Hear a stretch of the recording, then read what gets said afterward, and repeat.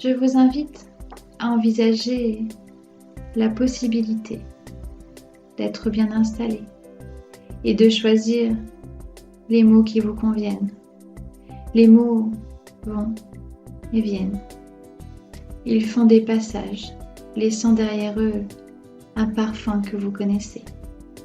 Enfin, tout ça pour vous dire que derrière vos paupières est peut-être en train de s'installer un sourire, mais pas n'importe lequel. Il s'agit peut-être du vôtre ou du mien, c'est comme vous le décidez. Mais avec le changement de saison ou tout simplement le fait d'accueillir un changement, votre corps a peut-être besoin de sourire. Alors, vous pourriez laisser glisser le sourire qui se cache derrière vos paupières. Le laisser glisser derrière le nez, la bouche, la gorge. Il glisse le long de l'œsophage, comme si il était sur un toboggan. Il passe devant votre estomac et s'installe juste en dessous de votre nombril. Vous pourriez imaginer qu'il rayonne comme un soleil, ressentir une douce chaleur qu'il a laissée en passant et qui s'installe à cet endroit, et laisser le sourire s'agrandir. Il pourrait s'agrandir pour faire la largeur de votre bassin ou de votre intestin, choisir ce qui est utile ou inutile.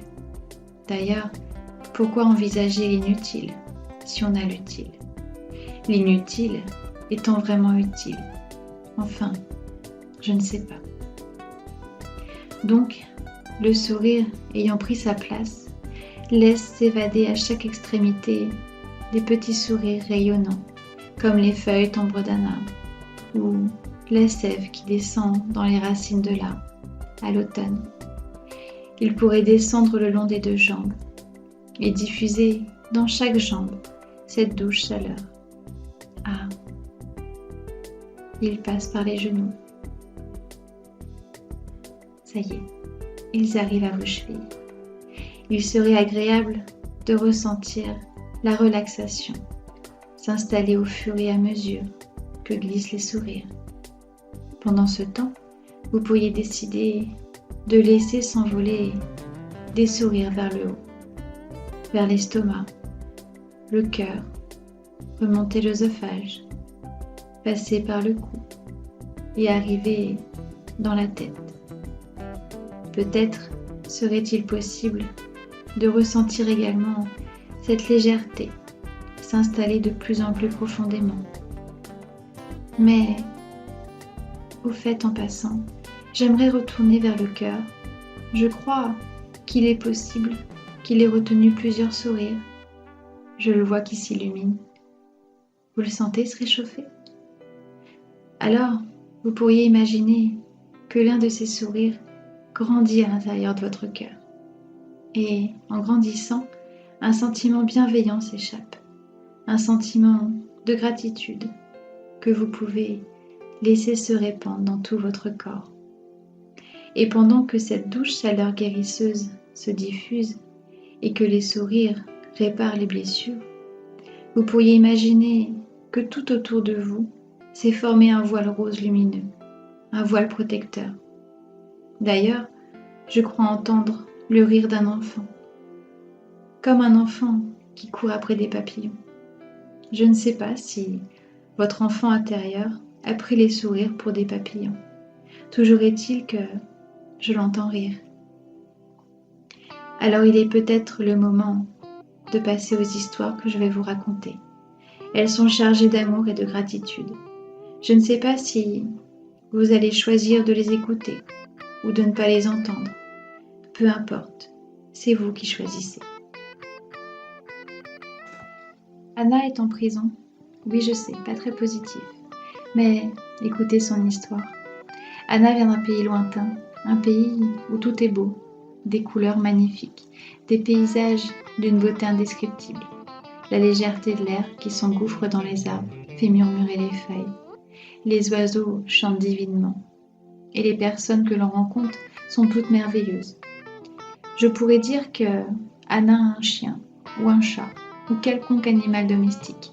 Mais dans ce pays-là, les animaux sont libres d'être et d'exister. Un profond respect existe pour tout ce qui existe. Mais un jour pas comme les autres, Anna ressentit comme un appel, un besoin de changement, d'évolution. Elle fit donc une demande de changement. La personne en charge du dossier était comme un guide. Il prit le temps d'expliquer à Anna qu'il fallait bien qu'elle détaille tout ce dont elle avait besoin, les objectifs et les buts à atteindre, car pour évoluer, il lui expliqua qu'il faut vivre certaines choses, les comprendre, mais que l'on ne sait pas à l'avance ce que l'on va avoir à affronter pour atteindre les objectifs désirés. Alors Anna prit bien le temps de choisir ses objectifs et elle a validé son ticket retour. Le guide lui expliqua qu'elle avait choisi beaucoup d'objectifs et qu'elle allait avoir beaucoup d'épreuves plus ou moins dures. Mais Anna était courageuse et déterminée. Elle avait reçu l'appel et décida d'y répondre. Et voilà, adjugé. Le ticket est parti et validé. Anna fit son baluchon et alla à la case départ. On lui prit ses bagages en lui expliquant qu'elle n'en aurait pas besoin. Il fallait qu'elle monte dans le train maintenant. Anna regarda son guide en lui demandant ses notes pour qu'elle se souvienne de tout. Mais Anna, tu vas tout oublier. Fais un bon voyage jusqu'à ton retour. Anna fit un dernier sourire. Elle se réveilla dans cet endroit du début. Vous vous souvenez? La prison. En fait, ça faisait un moment qu'elle y était. Elle se sentait écrasée et puis elle se sentit poussée. Pas de contrôle, pas de maîtrise. Elle était écrasée et puis, tiens, petite lumière. Elle est de plus en plus écrasée. Plus d'air.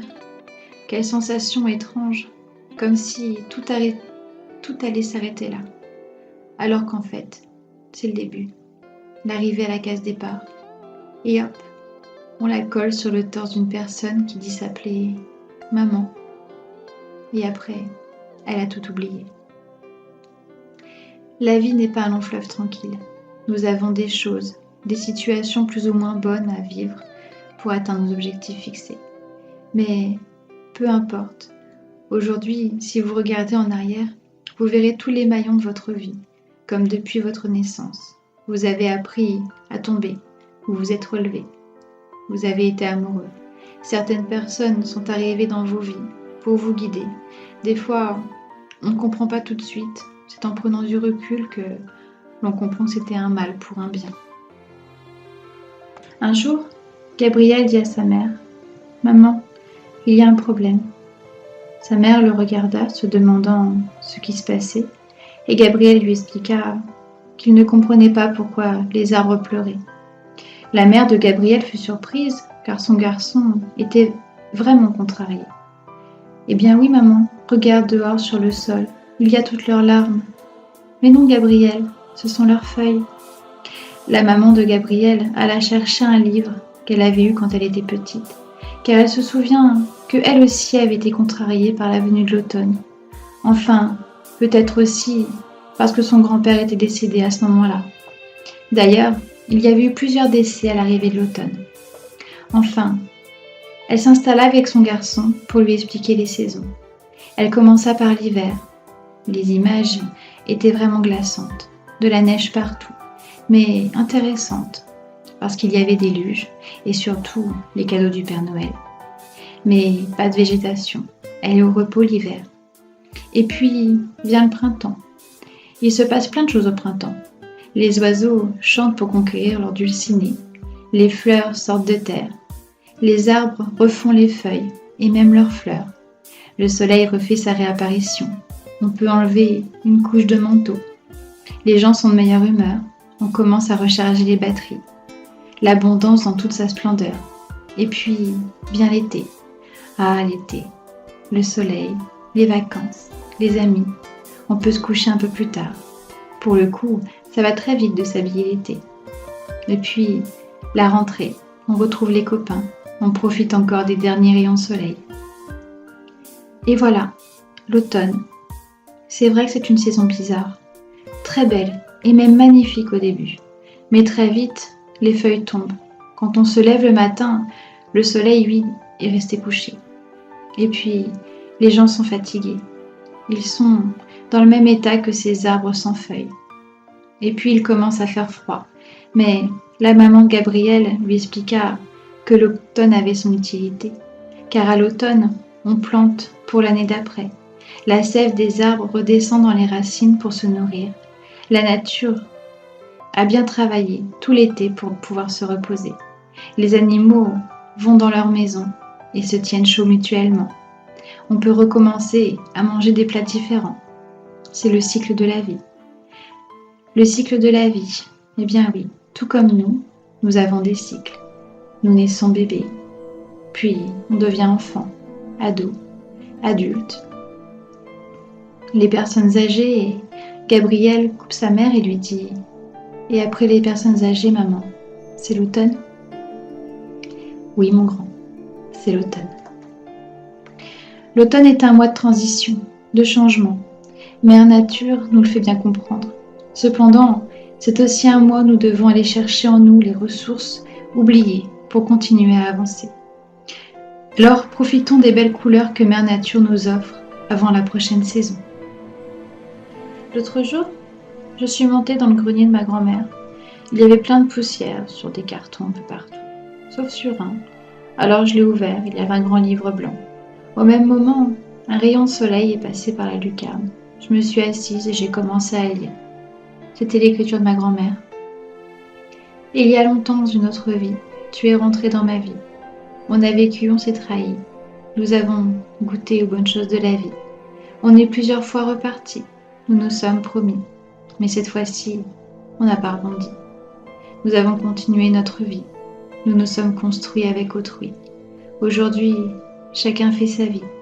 Allons-nous rebondir si la vie nous sourit? Avec tout ce qu'on s'est promis. La vie est pleine de surprises et de mélancolie. Un soir, je me suis endormie. Et en me retournant sur ma vie, j'ai eu la liberté dans mon esprit. Car j'ai réussi les épreuves de la vie. Alors merci. L'une des plus grosses épreuves de la vie, c'est l'amour. Quel que soit le sentiment négatif que nous avons en nous, il est relié à l'amour, pour nous ou pour les autres. Maintenant, le passé est passé. Il faut avancer et faire confiance en la vie. Elle est notre meilleure amie. Alors, vous pourriez tous les matins dire merci à la vie pour toutes les merveilleuses surprises qui commencent dans votre nouvelle vie.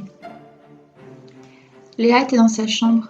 Elle ouvrit sa tirelire pour mieux calculer et fit des petits tas pour bien savoir ce qu'elle possédait. Elle prit son sac et mit sa tirelire dedans et partit. Arrivée à la pharmacie, le pharmacien discutait avec un autre monsieur. Léa commença à faire du bruit pour se faire remarquer, mais toujours pas. Elle commença à tousser et le pharmacien lui dit « Qu'est-ce que je peux faire pour toi, jeune fille ?» Et sans qu'elle n'ait eu le temps de répondre, il lui dit qu'il était en pleine discussion avec son frère. Alors, Léa lui dit « Bonjour monsieur, je viens vous demander un miracle. J'ai de l'argent, je peux vous payer. » « Mais jeune fille, c'est une pharmacie. Nous ne vendons pas de miracle ici. »« Mais monsieur, ma sœur s'appelle Céline. Il y a un truc qui pousse dans sa tête. Et j'ai entendu dire à mon père qu'il n'y avait qu'un miracle qui pourrait la sauver. Alors dites-moi, combien ça coûte un miracle? Parce que si j'ai pas assez, je reviendrai avec la différence. » Le pharmacien, d'un ton beaucoup plus doux, lui dit qu'il ne pouvait rien faire pour elle. Le frère du pharmacien, qui avait l'air d'être un homme d'affaires avec un beau costume comme à la télé, se pencha et demanda à Léa quel genre de miracle avait besoin sa sœur. « Je ne sais pas, répondit Léa, avec des larmes plein les yeux. J'ai entendu maman dire qu'il fallait l'opérer absolument. Mon père a répondu qu'il n'avait pas l'argent. Alors j'ai pris tout mon argent et je suis venue chercher un miracle. Et combien as-tu d'argent? J'ai 10 € et 11 centimes. Ah, eh bien, ça tombe bien. Chez moi, les miracles, pour les petites sœurs, coûtent 10 € et 11 centimes. Que dirais-tu de m'emmener chez toi, que je voie ta sœur et tes parents, pour voir quel genre de miracle vous avez besoin?